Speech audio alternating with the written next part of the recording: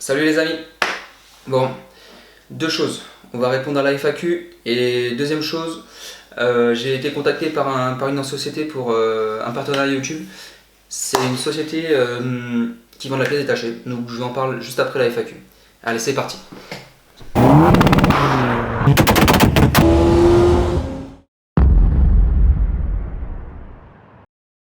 Donc la première question. T'as eu quoi comme voiture et quelle voiture voudrais-tu avoir prochainement? Donc la voiture que j'ai eue, alors j'en ai eu pas mal, enfin pas mal. Donc j'ai eu une 306 quand j'ai eu mon permis. Une 306 1.9 turbo D92 chevaux. Donc j'ai eu ça en ayant eu mon permis. Ensuite j'ai eu un petit accident avec, donc du coup pas de voiture. J'ai eu une autre 306 1.9 turbo D92 chevaux parce que j'ai adoré cette voiture. Édition Eden Park elle était pas mal, j'aimais bien. Après celle-ci j'ai eu une 4L, ouais, que j'ai restaurée pendant un an. Avec celle-ci j'ai fait le 4L Trophy, donc j'ai fait un raid humanitaire en 4L. Donc j'ai restauré ma voiture pendant un an. Et on est parti avec un pote à moi avec qui j'étais à l'école. Donc c'était ma troisième voiture. Après ça j'ai vendu la 4L et j'ai acheté une Peugeot 307 2 litres HDI, c'était un 110 chevaux. J'ai pas gardé longtemps du tout, ouais, pas fiable. Et j'ai tout de suite après, environ peut-être je sais pas 8-9 mois, après j'ai eu l'Ibiza que j'ai toujours. Et du coup celle-ci je pense la garder pendant pas mal d'années. Ensuite comme voiture que j'ai eu en même temps que la Cupra, c'était une Audi S3 8L, donc 1.8 turbo 20 soupapes. 210 chevaux, c'était le moteur AMK. J'ai acheté en panne, donc je suis allé la chercher en Alsace près de la frontière allemande. Elle avait un problème de collecteur d'échappement et de turbo. À la base, Audi avait fait un diagnostic sur le turbo, mais bon, moi je l'ai acheté et en étant mécanicien, j'ai vu tout de suite que le collecteur avait un problème. Donc du coup, je l'ai acheté, je l'ai ramené chez moi, je l'ai réparé. J'ai roulé pendant 6-7 mois avec et je l'ai revendu à mon pote Flo qui a bien voulu me la racheter. Pas fiable comme voiture. Franchement, c'est une belle voiture, j'ai adoré, c'était super bien équipé pour l'année, c'était le top. Franchement, ça marche pas trop mal. Mais qu'est-ce qu'il y a comme problème dessus? Problème d'échappement, problème de turbo, problème de culasse, problème d'électronique qui suit pas. Sinon, c'est une très très bonne voiture, ça tient vachement bien la route. Mais j'ai voulu m'en séparer, franchement, j'ai pas adhéré. Ça marche pas trop mal, mais c'est hyper lourd. Mais non. Et donc du coup je l'ai vendu, là on est très content.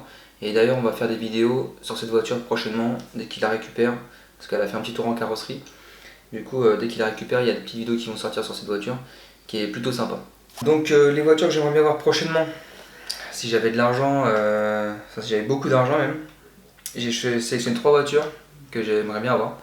Donc il y a la Audi RS4 B5 en 2 litres 16 V6 biturbo, ça c'est un rêve, c'est encore hyper coté. Ensuite, après celle-ci, j'ai hésité, mais je choisirais la Nissan GT-R. Et en troisième voiture choisie, si j'avais de l'argent, ça serait une GT3 RS chez Porsche. Donc voilà, c'est des voitures que j'adore ces voitures-là. Donc du coup, mais celle que je choisirais parmi les trois, ça serait la GT3 RS. Voilà, si demain j'avais la possibilité de choisir une voiture, ce serait celle-ci. Deuxième question, quel a été ton parcours pro? Mon parcours professionnel, donc j'ai commencé par un CAP mécanique auto sur 2 ans. J'ai travaillé en garage poids lourd et véhicule automobile, ils faisaient les deux. À partir de ça, donc c'est pour ça que j'ai bien aimé le poids lourd. Donc, puis la voiture pareil, donc j'ai pu voir les deux. Donc ça a été vachement bénéfique pour moi. Ensuite à partir de là, j'ai pas pu rester dans ce garage là pour mon bac pro, il fallait que je fasse de la voiture absolument. Enfin que de la voiture. Donc du coup j'ai été chez Seat pendant 2 ans. À la suite de ça, Seat a fermé, donc en fin d'année de mon bac, donc moi ça m'allait. Je suis retourné dans le poids lourd pour la fin de mon bac, ça gênait pas trop, il restait 2 mois de cours donc ça gênait pas trop, j'avais fait l'essentiel. Je suis revenu dans une boîte de transport, je suis resté quelques mois le temps de finir mon bac. À partir de là, j'ai pas travaillé pendant 2 mois, j'ai eu mon bac, j'ai pas travaillé pendant 2 mois, je suis resté un peu à la cool.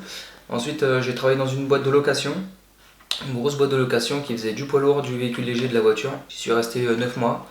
Ensuite, j'ai changé, je suis allé dans une autre boîte de transport qui faisait du transport et du travaux public avec des engins de TP. Donc là, j'y suis resté 6-7 mois. Pareil, j'ai pas mal bougé à ce niveau-là. Bon là-bas, je devais rester pendant pas mal de temps et le patron finalement m'a pas gardé sous prétexte que la boîte n'allait pas très bien.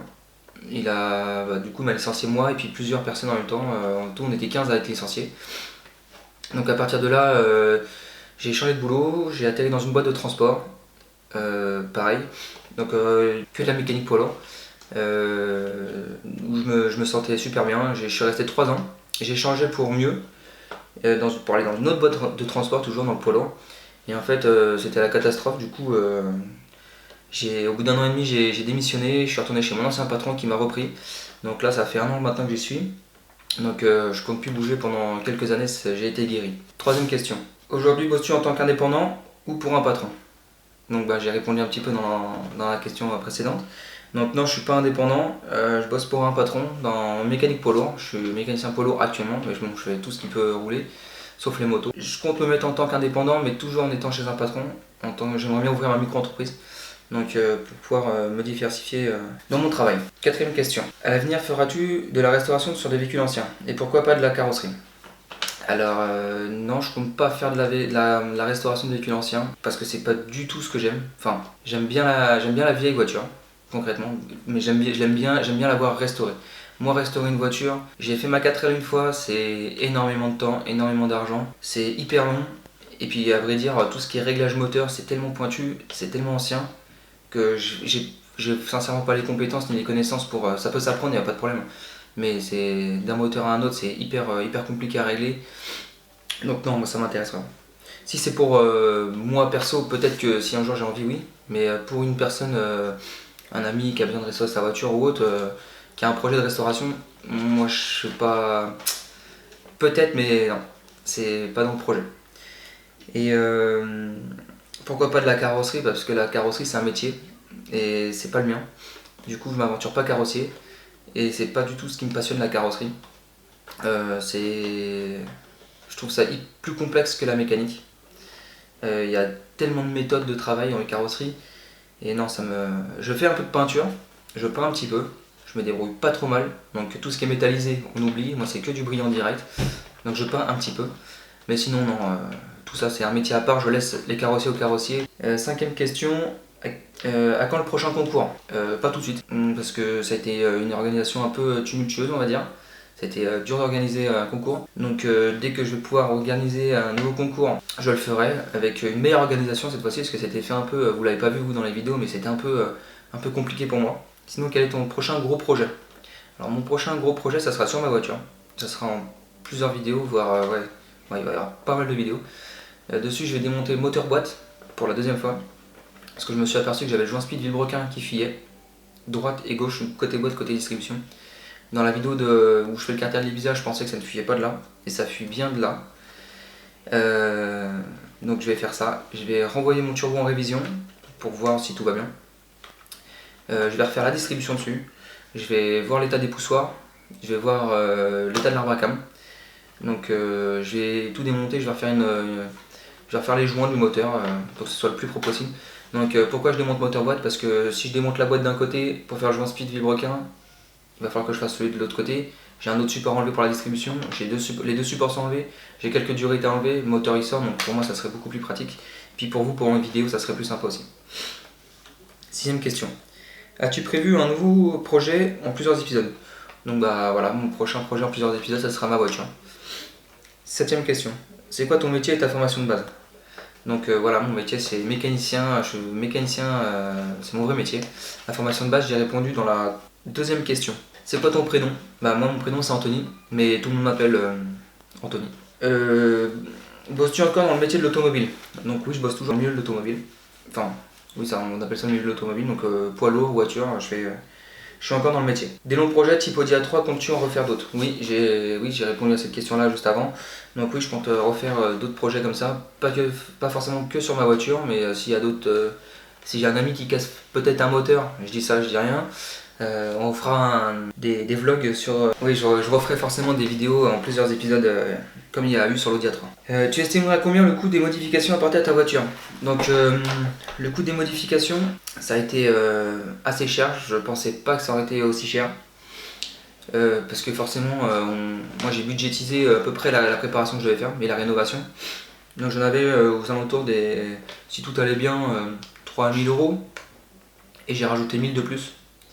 Parce que il m'a manqué plein de pièces que j'avais pas listées. C'est en démontage, ah oui j'ai oublié ci, et j'ai oublié ça. Donc j'avais listé à peu près 3000 € et puis en fin de compte j'ai eu pour 4000 à peu près. Entre la restauration moteur et la préparation, dans le budget j'avais pas compté la programmation. Donc tout ça fait un billet en plus. Donc franchement je pense pas le refaire.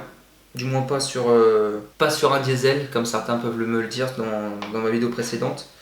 Donc non, je pense si je devais refaire un truc comme ça serait plus sur un essence. Je sais pas trop ce que ça sera plutôt. C'était tout pour la foire aux questions. Merci d'avoir participé.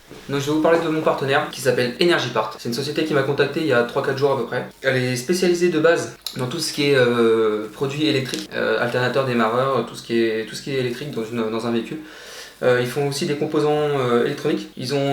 Récemment, ils ont élargi leur gamme de produits. Ils font tout ce qui est direction, suspension, freinage, distribution, toujours alternateur, démarreur, batterie. Ils ont environ 40 000 références en stock sur leur site. Donc c'est correct. Il y a une toute petite société qui est en train de grossir. Niveau gamme de véhicules, ils font tout ce qui est auto, moto, machine agricole, machine industrielle. Ils font du poids lourd, c'est assez large. Ensuite, niveau livraison, ils sont assez réactifs. Ils peuvent vous livrer en 24-48 heures. Ils sont avec UPS. Après, tout ce qui est batterie, pour la Belgique, c'est livraison gratuite en chronopost. Si vous rencontrez un problème, vous avez une équipe de spécialistes qui vous répond au téléphone. Donc du coup, vous pouvez appeler et vous serez reçu par un spécialiste qui pourra vous aider dans votre choix de produit ou peut-être dans un problème. Ils sont joignables par téléphone. Donc je mettrai le lien en description. Ensuite, tout ce qui est alternateur, démarreur, donc produit purement électrique, c'est du neuf. Entièrement neuf, c'est pas du reconditionné, c'est du neuf, avec une garantie de 2 ans, sur tous ces produits-là. Si vous cherchez un alternateur, un démarreur, un truc sur une voiture ancienne, eux peuvent avoir des démarreurs alternateurs quasi introuvables. Eux peuvent l'avoir. Donc je pense des personnes qui peuvent restaurer des vieilles voitures ou des camions ou autres. Ils peuvent avoir alternateur, démarreur, des trucs introuvables, ils peuvent les avoir. Ils m'ont fait un petit code promo pour vous. Donc vous avez 5% de remise sur le site. Donc pour tous les produits qu'il y a sur le site. Le code promo ça sera CarsMK. Donc je vous mets le descriptif ici, CarsMK. Je vous invite donc à aller voir le site si vous avez 5% de remise. Donc voilà, c'est tout ce que je peux dire sur ce petit partenariat. Donc j'espère que ça vous a plu. Et moi je vous dis à bientôt pour une nouvelle vidéo. La prochaine vidéo ça sera une distribution sur une Seat Leon 1.6 TDI 105 chevaux. Donc voilà, je vais vous faire c'est un tuto pas à pas que je fais. Donc je vous dis à bientôt. Ciao tout le monde.